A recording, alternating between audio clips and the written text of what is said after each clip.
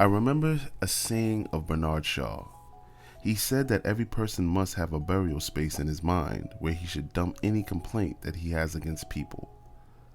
Every one of you who find yourself in the month of fasting must make a pledge to rectify your mistakes. The mistake which people often make is to harbor complaints about others. We need to pledge to not have any complaints about anyone.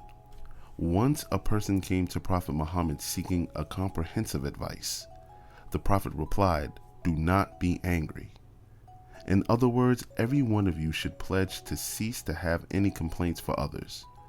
You must bury all complaints against everyone. This single decision is a very comprehensive one. When a person lives alongside others, he naturally develops some complaint or the other against someone either at home or outside. We must resolve to abandon at least one of the complaints we have in our minds. Complaining is not an isolated event. Once a person develops complaints, various other things follow. Once you start complaining, they branch out and keep on increasing. So every one of us must decide to bury at least one of the complaints we have in our mind. In the present world, there is no person who is devoid of some complaint or the other against someone either inside his home or outside. We must seek out the complaints we harbor. We must ascertain them and decide to bury and eliminate them. This task apparently seems to be small, but it carries a lot of significance. Whenever a person takes a decision on positive lines, it is blessed by God. It is similar to planting a seed which eventually emerges as a fully grown tree with branches and leaves. I started this practice with myself.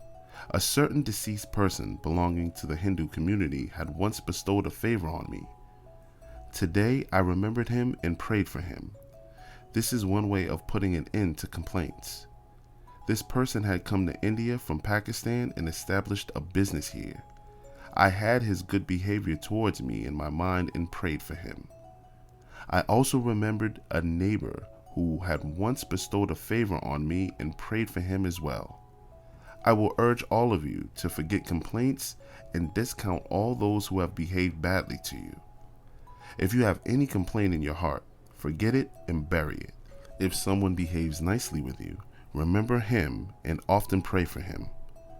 I give all of you this advice on the occasion of Ramadan.